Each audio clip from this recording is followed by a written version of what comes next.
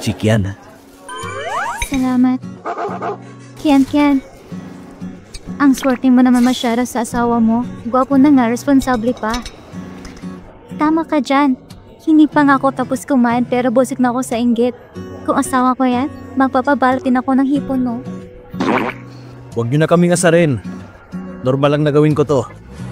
Nga pala, ito ang unang pagkakataon na nakilala ko kayo. Mag-toast tayo. Salamat nga pala sa pag-aalaga kay Chikian. Cheers! Cheers! Gusto ko pa namin makilala lalo. Lumabas ka tayo ng madalas.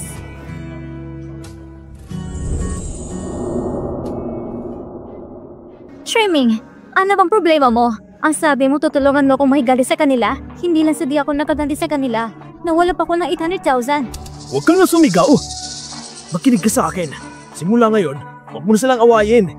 Si Assistant Gu at Miss Che hindi dapat inaapi. Naiintindihan mo ba? Gusto mo bang maging mabait ako sa kanya? Nababawi ka na ba? Manahimik ka nga. Maghiwalay na lang tayo kung di ka makikinig. Idadamay mo pa ako. Chicken.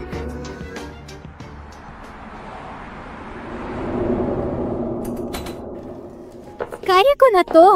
Oo na, alam ko. Ba't ayaw mong maniwala? Oo na, niniwala na ako. Dahan-dahan. Sabi ko naman sa'yo dahan-dahan lang sa pag-iinom pero di ka naman nakikinig. Masaya kapag madami kang nainom. Ano bang ginagawa mo? Tinutulungan kitang alisin ang sapatos mo. Goyenzo. Ano yun? Nandito lang ako. Goyenzo.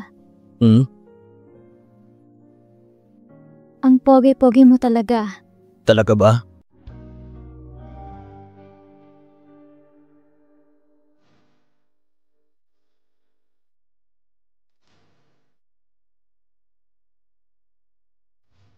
Bakit parang gusto mo kong halikan?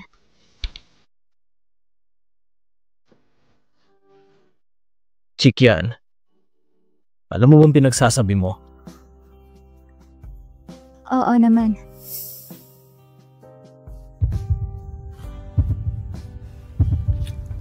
Gawin na natin.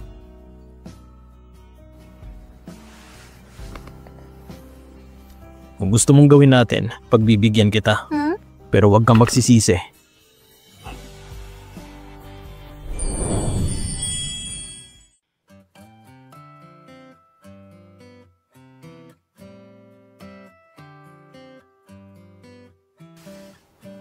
Pero, tulog ka na agad? Sige na nga. Good night.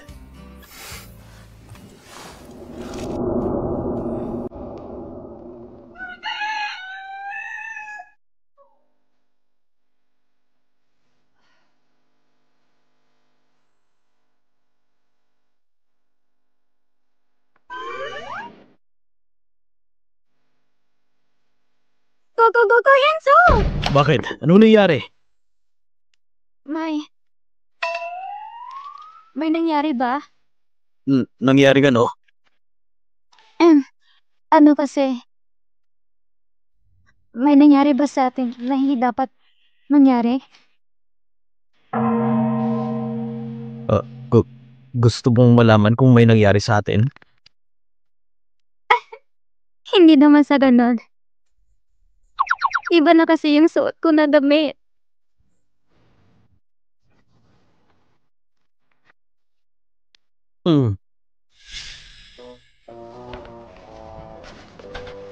Pasensya na po sa abala. Salamat.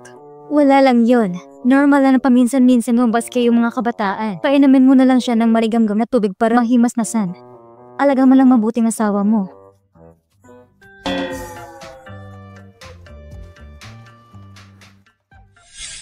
Huwag kang mag-alala.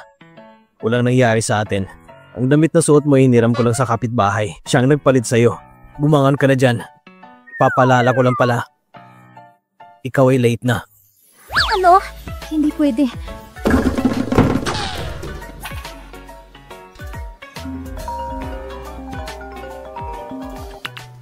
Hello? Sino to?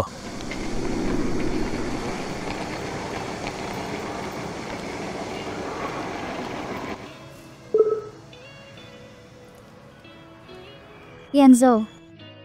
Nakabalik na ako.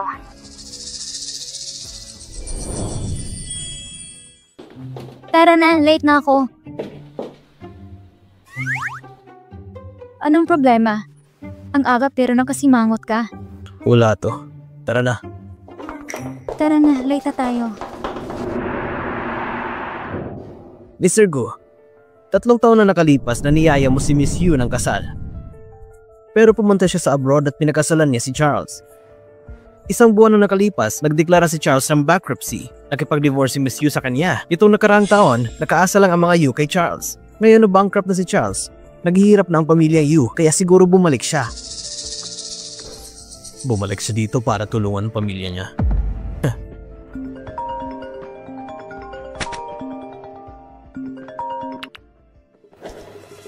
Hello, Lolo. Yuanzo.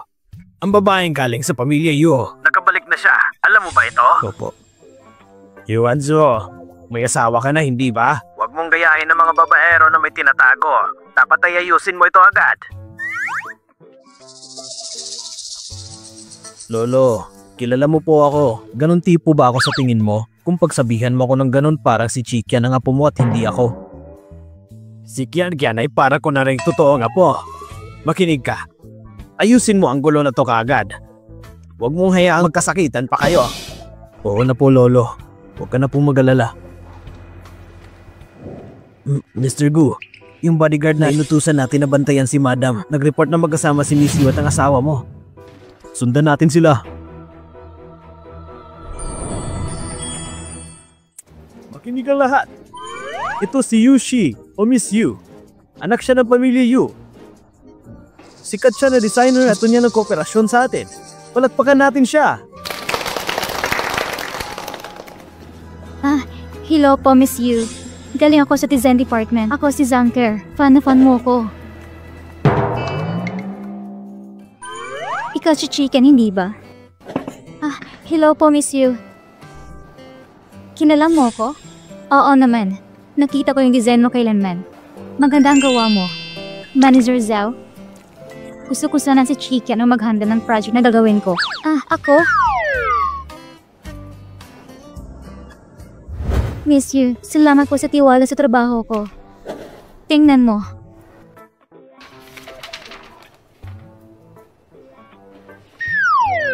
$1 million contract? Basta ba iiwan mo si Yuanzo? Mapapasayo ang 1 milyon. Teka, ano? Magpapakilala ko ulit. Ako si Yushi, fiancé ni Guyanzo.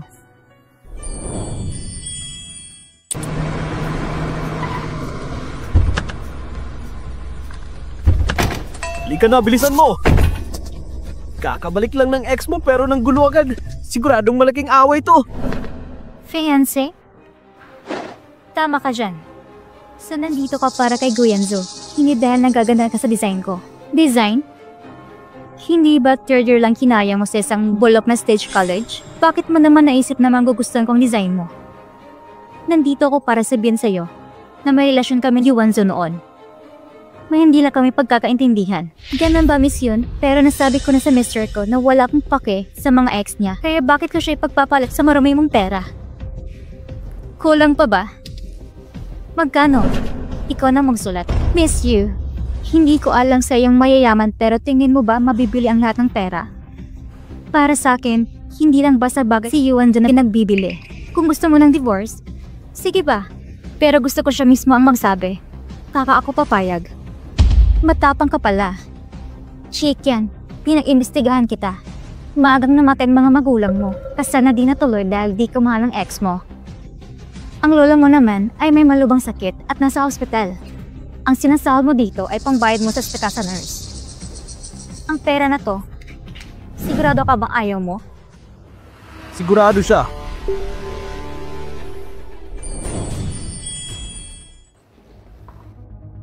Sinaptan ka ba niya?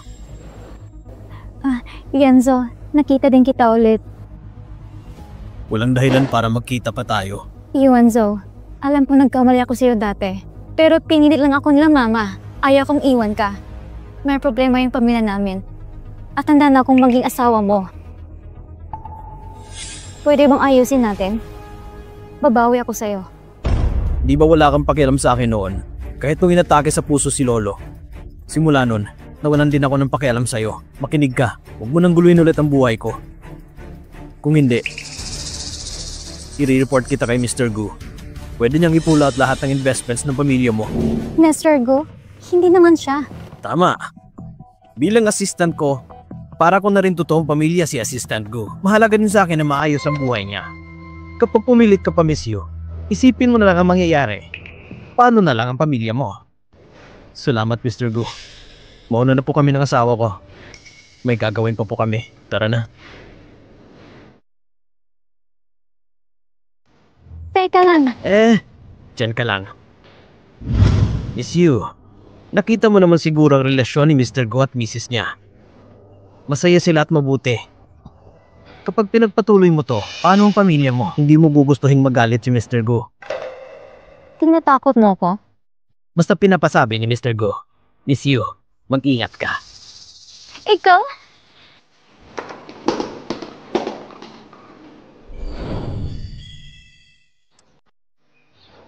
Ikaw si Yushi. Ano nangyari sa inyo? Ex ko siya. Muntik na kami ikasal. Pero bago pa kami kasal, nagkaproblema ang pamilya namin. Parang wala lang sa kanyang nangyari kay Lolo. Pumalis siya at di natuloy ang kasal namin. Nagpakasal siya sa mayamang matanda sa abroad. Matanda? Tama. Pero nalaman ko na bankrupt yung matandang yun kaya iniwan niya ito. Tulad ng paano niya ako iniwan nun. Asawa ko, hindi mo ako iiwan, hindi ba? Ha? Tinago ko yun sa'yo. Nagkamali ako. Natakot lang ako na baka magalit ka. Pero mag-asawa na tayo, wala na siyang magagawa pa dun. Mas gusto ko pang ayusin yung sa atin kaysa ayusin yung sa amin. Wala naman ako sinasabing di kita papatawarin. Ano? Ang sinasabi ko pinapatawad na... Ano yun? Ano ka ba?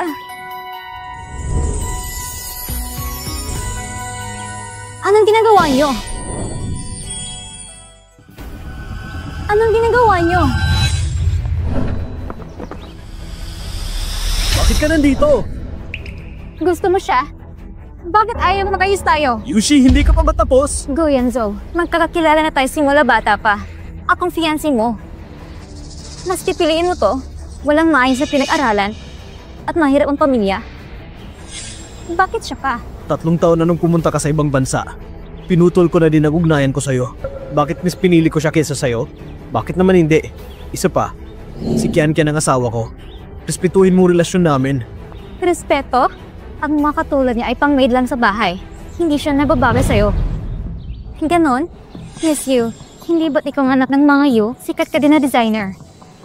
Mukhang matino ka din naman ng babae. Bakit kailangan mo pang maghabol sa asawa ko? Manahimik ka! Sino ka ba sa'yo na akala mo? Hindi ka nga ng babae na tumabis sa tabi niya. Sino ka para pakialaman ng buhay ko at kung anong dapat sa akin? Hindi mo ba alam na sobrang layo mo sa asawa ko? You and Zoe. Gusto mo siya hindi ba? Bakit ayaw mo sabihin sa kanya ang totoong pagkatao? Totoong pagkatao? Na hindi ka ba sinasabi sa akin? Wala yun. Huwag kang makinig sa kanya. Tinatago niya to sa'yo. Siya ay... Yushi, tama na yan! Wala kang karapatan na pakialaman ng buhay ko. May asawa na ako. Kaya sana huwag mong guluhin ang mga buhay namin. Mahiya ka din sa sarili mo. Tara na. Go, Yanzo! Go, Yanzo! Go, Yanzo!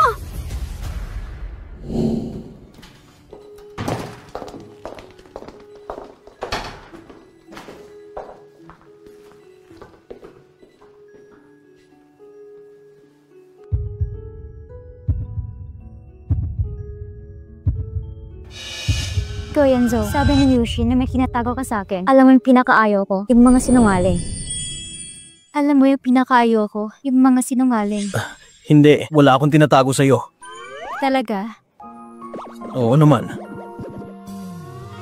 Buti naman.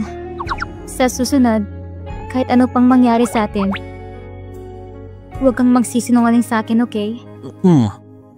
Patawarin mo ako. Hindi ko pa alam paano sabihin sa'yo ang totoo. Hindi ako magsisinungaling pa sa'yo ulit. Sige. Kung ganun, pinapatawad na kita asawa ko. Pero, huwag mo na ulitin, okay? Hindi sapat ang sorry lang. Kaya dapat, ilibre mo ako ng crayfish. Crayfish? Tara na. Ano ba? Halika na.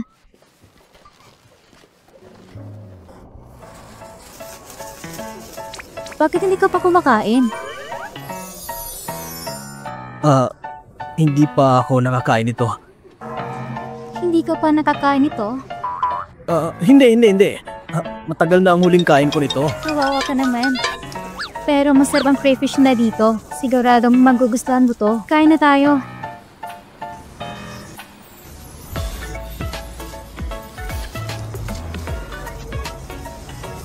Ang sarap talaga.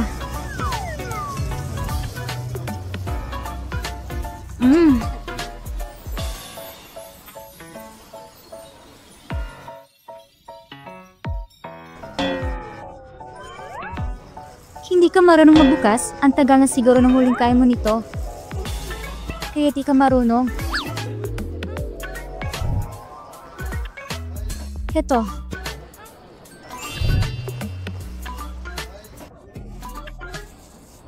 Ang sarap. Diba? Sabi ko naman sa'yo masarap. Favorite ko to eh.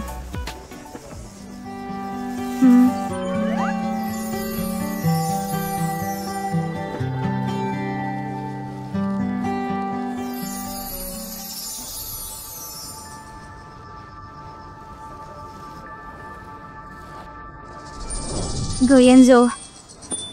Mas gugustuhin mong makasama mo ba to? Kaysa sa akin.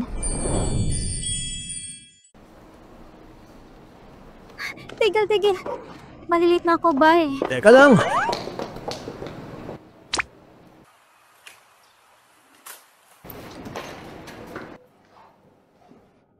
Asawa ko.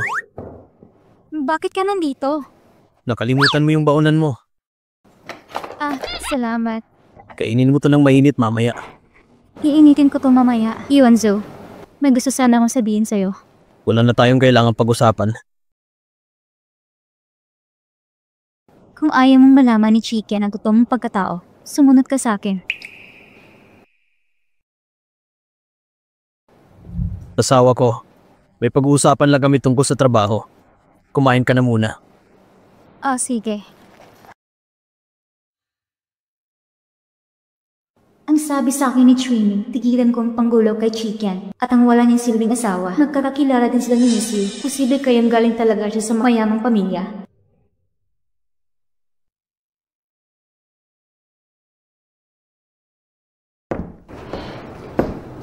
Ano bang gusto mo sabihin? Go, Enzo. Alam ko namang hindi mo talaga gusto si Chicken. Napag-alaman ko, nagkinasalan kayo dahil gusto ito ng lolo mo. Hindi ka nagkusang loob. Kung hindi, dapat sinabi mo na sa kanya na ikaw si President Gu. President Gu? Siya si President Gu? Ano namang kinalaman mo sa amin? Kung tungkol dito ang pag-uusapan natin, aalis na ako. Teka lang.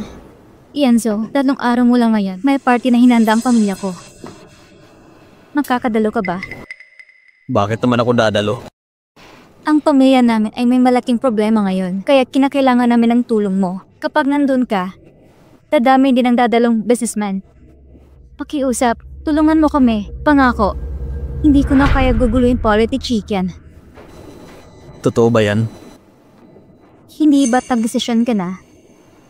At wala na akong magagawa doon. Ang iniisip ko na lang ngayon ay paano mo tutulungan ang pamilya ko. Sige, pero dapat ay sumunod ka sa usapan natin.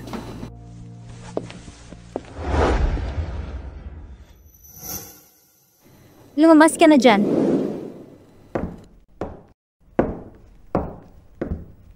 Miss you. Mabuti at narinig mo kami. Napakaalaman ko na ayaw mo din pala kay Chicken. Gawin mo to. 3 araw mo lang ngayon. Dapat ay mapipilit mo siyang dumalo sa party ng pamilya ko. Kapag nagawa kong plano ko, pareho nating makakamit ang inaasam natin. Masayang kooperasyon, Miss Yu.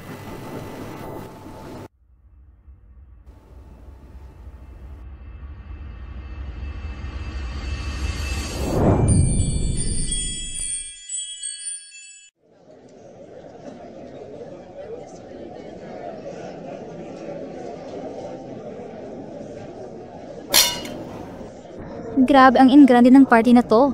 Madami akong nakitang sikat na businessman kanina. Tama, gusto kasi nila mapalapit sa president ng hanging group, si Mr. Gu. Tama ka. Si Mr. Gu ang pinakamayaman sa Shanghai, kaya hindi siya dumadala ng ganitong party. Kahit interviews, ayaw niya din. Ngayon, makikita na din natin sa personal si Mr. Gu. Ang swerte natin. Mr. Gu, malilate na tayo. Tara na po. Asawa ko, kailangan ko mag-overtime. Mag-ingat ka pa uwi mamaya. Tara na.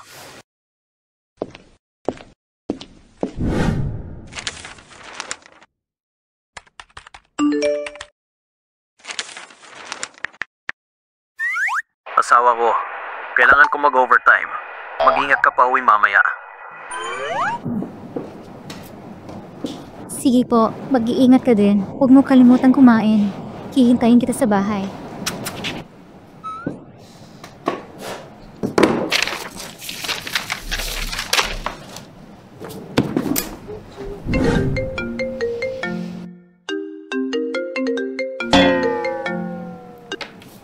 Hello, Miss Zhang. Chicken, naiwan ko ang project ng client sa desk ko. Pakikuha at ihatid mo dito. I-text ko sa'yo ang address. Okay po.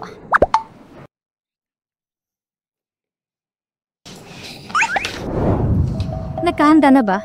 Okay na po lahat, Miss Yu.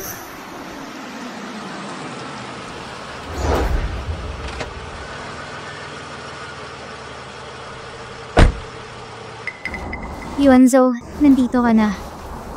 Tara na. Tara.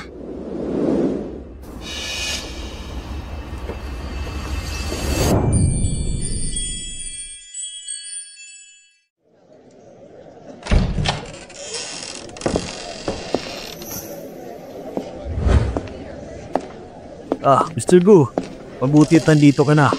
Pasensya na, late ako. Siya si Miss Yu, hindi ba? Ngayon magkasama kayo? Nakita ko na bagay kayo sa isa't isa. Mr. Wang, kakamali ka, kaya di siya nakadala ngayon sa party. Baka sa susunod, kasama ko ng misis ko at ipapakilala ko siya sa inyo. Mr. Gu, may asawa ka na? Tama, kaya wag mo kong asarin kay Miss Yu, kundi pag-uwi ko. Pareho tayong malalagot sa misis ko. Mr. Gu, ang galing mo magtago ng sikreto. Lahat kami hindi alam na kasal ka na pala. Kapag di na busy si Madam, ipakilala mo siya sa amin. Oo naman.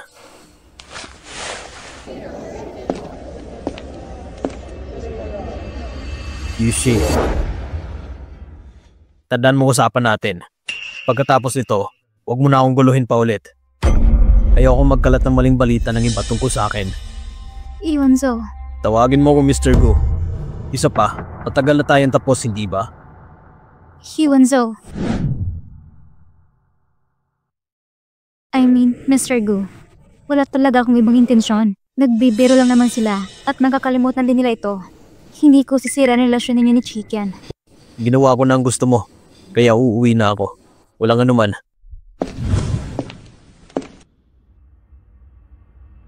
Yuanzo. Akin ka lang.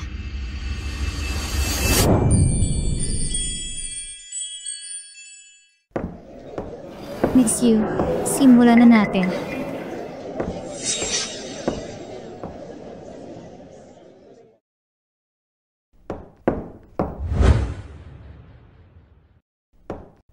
Hello po, ito ba yung Diamond Ballroom? Teka. Nasaan ang invitation mo? Wala akong invitation. Ihatid ko lang tong file. File? Maya-maya, may babaeng maghahatid dito ng file. Pahirapan mo siya. Kuha mo. Ako ang bahala. Mukhang siya yun. Teka lang, hindi ka makakapasok ng walang invitation. May party na nangyayari sa loob. Lahat sila yung importanteng tao sa Shanghai. Anong file naman yung dala mo? Isa akong empleyado ng Chansang Design Department. Ihatid ko lang talaga tong file. Yung design manager ko nasa loob. Tatawagan ko siya. Teka. Paano ko naman malaman kung totoo yan o hindi? Madami na ako nakasalimuhan na katulad mo. Gusto mo lang magpasok sa party, hindi ba? Ginagamit mo pa ang ganda mo. Isa ka ng pulubi na gustong yumaman, ano? Huwag mo akong lokohin dito, Neneng. Hoy, ikaw? Ano? Ikaw pa itong matapang? Umalis ka na dito. Nakaka-istorbo ka sa mga VIP namin. Magbabayarin kita sa ginawa mo. Ang phone ko! Chicken, bakit ngayon ka lang? Kasi ayaw niya akong papapasukin. Babaeng to. Pasensya ka na. Ang babaeng ito ay empleyado namin. Inutusan ko siya na pumunta dito para maghatid ng files. Ihatid mong file na yan sa VIP room. Pakituro sa kanyang daan. Tara na. Bilisan mo. Chicken, gusto ko nang makita ang mangyayari sa'yo.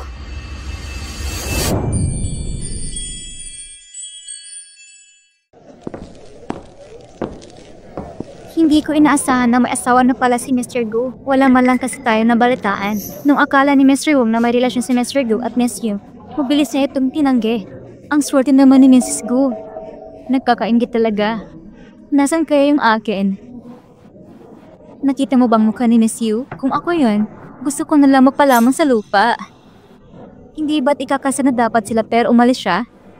Pero dumidikit na naman siya kay Mr. Gu kasi problemado ang pamilya niya. Kung inakit man niya si Mr. Gu, napakawalang hiyan niya naman. Tama ka dyan, narinig ko. Inatake sa pusong lolo niya. Pumuntikan na rin mamatay ng matanda. Ano? Ito rin na kwento sa akin ni Higo Yanzo. Hindi ako nagkakamali. Excuse me, sir. May tatanong sana ako. Yung Mr. Gu na pinag-usapan nila. Sino yun? Hindi mo kilala si Mr. Gu? Siya ang president ng Henging Group, ang pinakamayamang tao dito sa Shanghai. Anong pangalan niya? Gu Yanzo. Gu Yanzo? Hindi mo alam? Gusto mo talagang yumaman, ano? Makinig ka. Galing siya sa mayamang pamilya. Hindi kayo bagay. Tignan mo yung sarili mo. Huwag ka nang mangarap. Higo Yanzo. Si Mr. Gu?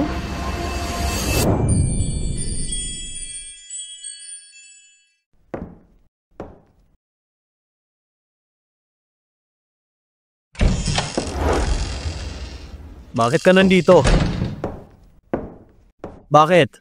Yanzo, nakainom ako. Medyo nahihilo ako. Pwede ba magpahinga muna ako dito? Hindi ba't may kwarto naman sa kabila? Doon ka na lang. Nagtanong ako sa maid at sabi niya may tao doon. Ikaw lang naman ang kilala ko dito. Kahit nagalit ka sa akin, hindi mo naman ako pababayan, hindi ba? Paano kung may mangyari sa akin sa labas? Di, kawawa naman ako. Yanzo. Magpahinga ka na dito. May asawa na ako. Di maganda na magsama tayong dalawa dito sa kwarto. Kaya magpahinga ka na. Lalabas na ako. Yanzo! Ang sakit! Nabaliatan pa ako. Yanzo! Tutulungan na kita.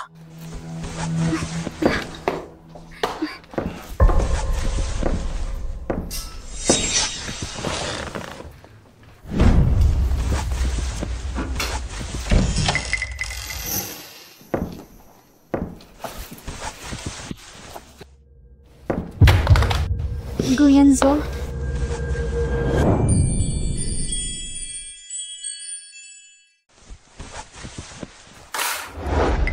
Gu Yanzo?